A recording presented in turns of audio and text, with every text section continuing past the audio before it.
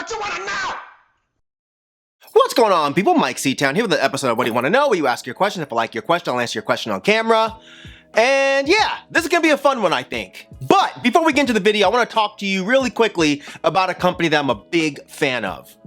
Dossier is a company that specializes in reproducing classic, luxury, high-end scents at a fraction of the price, which would lead people to think that because the price is lower, that the quality is also lower. But that's not something that you have to worry about with Dossier. Most people know that when you buy designer items, more times than not, you're paying that high price tag for the brand name, not the product itself. And that's also something that you don't have to worry about with Dossier, as their scents start at somewhere around $29, whereas designer scents start at closer to $50. One cool thing is they have a risk-free system that allows you to try out the scents before you actually commit to them.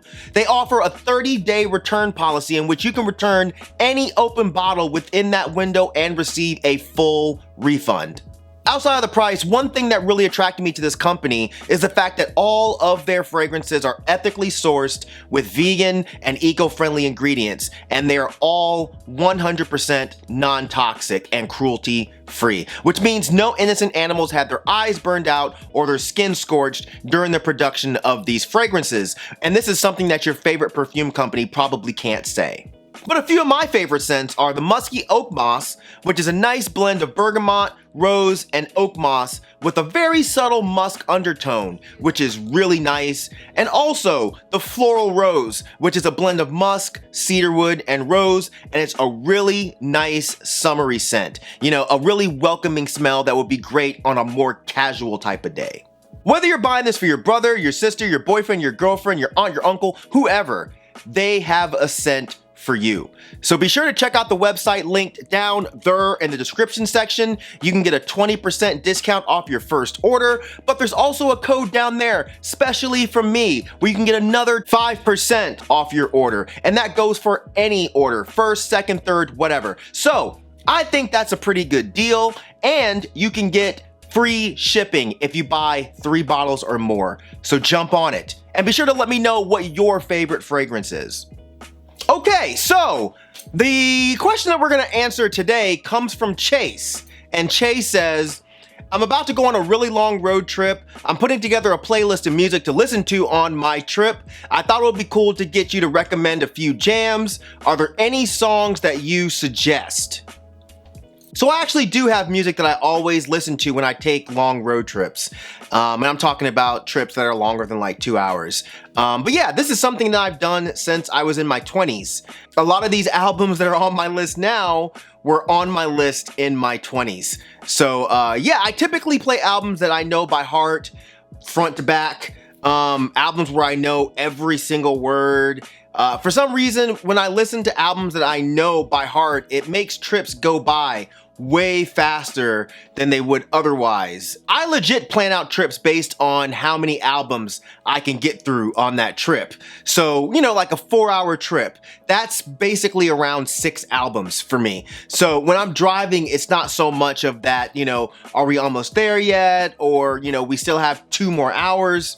It's more like, oh, I still have about 2.5 albums left and I'll be there. That's how you know you're dealing with a big music dork, like using albums as a measure of time.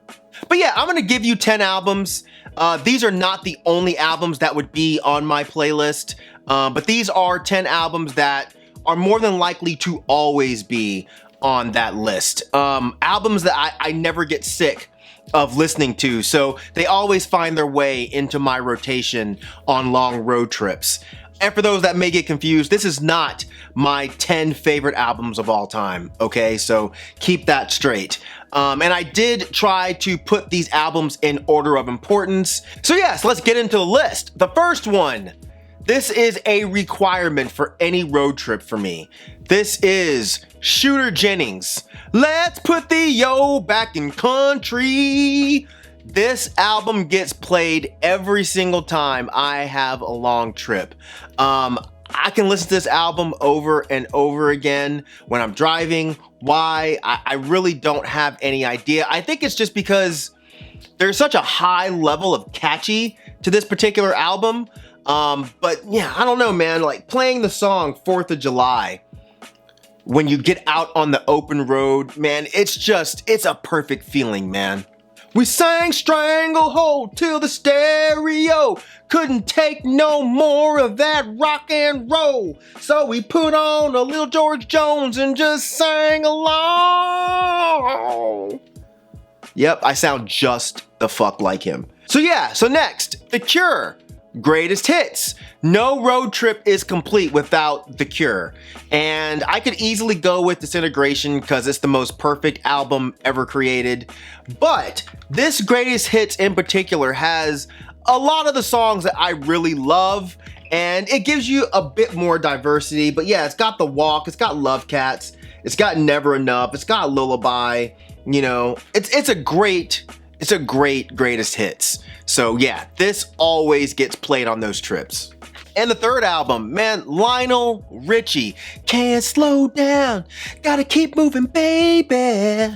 Yes, this album gets played every single road trip, because I know every word to every song. And it's because I grew up on this album, man. This album was played in my house so much as a kid. So yeah, and plus it's just the perfect sing-along album.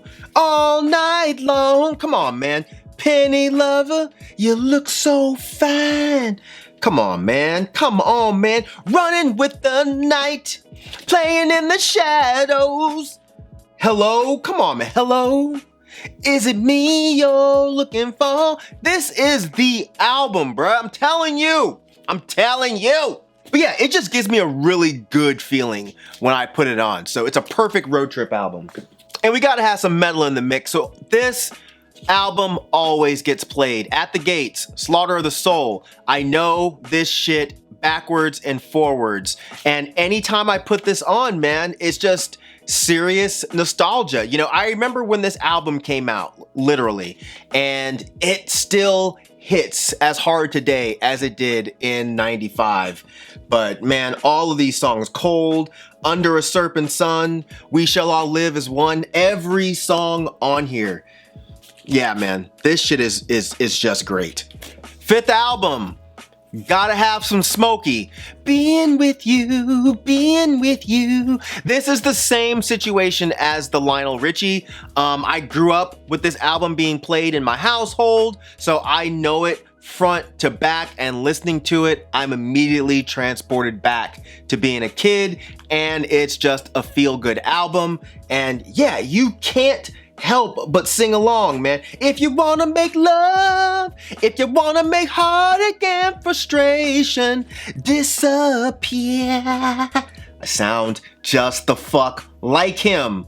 But yeah, man, this album, Who Said? I love this album. So yes, this gets played loud, and I sing loud, and time seems to fly by. And no road trip is happening without this album being played. This is him, Razorblade Romance. I've talked about this album just tons of times on my channel, but I know every word because this is one of my all-time favorite albums. I could listen to this back to back to back to back. Matter of fact, when I first heard this album, I did not stop listening to this for over a week. Legit. Back to back to back. So yes, this is happening on a road trip. Poison Girl, come on, man. She'll be right here in my arms, so in love. Yeah, you're gonna have to deal with that shit if you're in my car and we're driving for a long fucking time, man. Heaven Tonight, god damn. Resurrection, oh god, it's just bruh, this album is so good. The more I love you. Seventh album, Operation Ivy. Yeah, so some people call this energy, some people call it the discography. I don't care. All I know is this shit gets played every road trip. It's another one of my all-time favorite albums. I am fully in love with it. I've been in love with it since I heard it when I was fucking 14 or so. This was one of the very first punk rock albums I heard, and I've just committed it to memory. And yeah, it's the closest thing that I will get to tolerating ska, okay? It still amazes me that such a fantastic album came from one of the worst genres in the world. But yeah, the punk side of this album definitely saves it. But yes, Operation Ivy, this shit is so good. Sound system gonna bring me back up, yeah. I mean, every song is a fucking sing-along, man. Gonna find you, smiling, friends, watching you. Every song, man, every song. Where we at? Number 8? Yeah, Into Another's self-titled album. Yeah, this gets worn out when I'm on road trips. And this is another one of those albums that might get played back to back to back to back. And yeah, whoever's riding with me is just gonna have to deal with me singing the words at the top of my lungs when it comes to this album. Under the Lord, worship me, I gave you life. Man, this album takes me back immediately to high school. And yeah, it's such a fun listen. But yeah, all of these songs, Powered, Splinters, oh God, While I Die, so good. But yes, this is a road trip staple. All right, 9th album. This is White Snakes, Slip of the Tongue. And yeah, I hear you giggling and sniggling and shit. Y'all don't understand. This album is so good. This is one of the very first rock albums that I ever heard, thanks to my dad. One of the very few good things he ever did, besides helping give birth to your boy. But yeah, this shit is fantastic. If you asked most people about Whitesnake, they'd probably say Saints and Sinners, because that has Here I Go Again on it.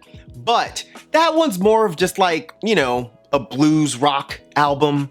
You know, it's like fucking Led Zeppelin cosplay, and I don't really give a shit about the regular Led Zeppelin, so I sure as shit don't give a fuck about like the Family Dollar version of Led Zeppelin. But this is more of a heavy metal album, you know, Judas Priest type heavy metal, you know what I mean? It's heavy, it's got some great riffs. This is back when Adrian fucked his arm up. I think he got carpal tunnel, if I'm not mistaken. And Steve Vai stepped in to play guitar for this album, and he killed it. He absolutely killed it. So yeah, great riffs. The lyrics are awesome on this, so it's perfect for road trip sing-alongs. Cheap and nasty. All she wants to do is give it up, give it up. Now you're gone. I can feel my heart is breaking. So good. If you're driving with someone that can't appreciate fucking Kitten's Got Claws, she'll tear your heart out. The Kitten's Got Claws, she'll scratch your back. If you're driving with someone that can't appreciate that shit, pull the car over and kick her out, or him, or them. Kick whoever it is, kick them out the car. All right? Because they don't deserve to be in the passenger seat of your ride if they can't appreciate fucking Wings of the Storm and Judgment Day. All right? I ain't fucking playing. All right, and this is an album that I don't know that I've really talked about on here, but this is the Weatherman Conspiracy mixtape. Yes, this gets played on road trips, absolutely, but it's it's typically only road trips that I'm driving by myself, because there's some choice language on here that I wouldn't want anyone else hearing. But yeah, this is an incredible mixtape. I don't know if y'all know about the Weathermen, but it was basically a hip-hop crew, the underground Dipset, if you will, but it was Copyright, Cage, LP, Jakida Motormouth, Kamuteo, Breeze Bruin, Yak Balls.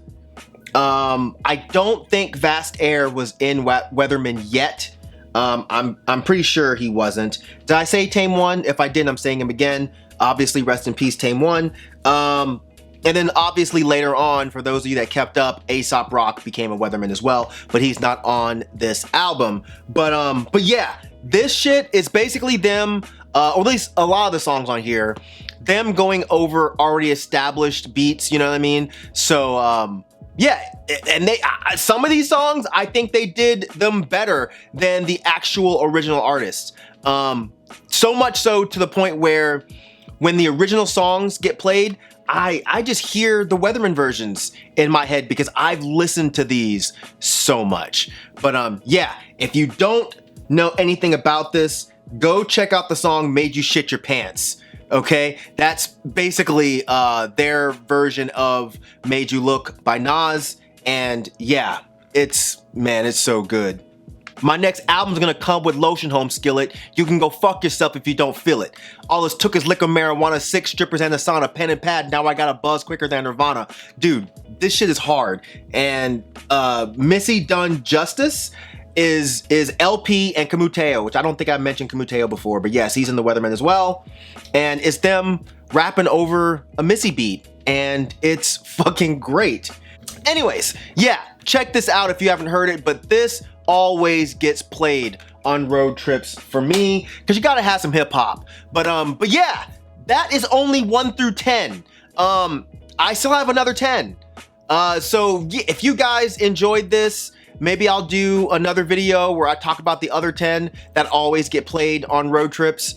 But in the meantime, definitely drop your list down there in the comment section. Let me know what you play on your road trips.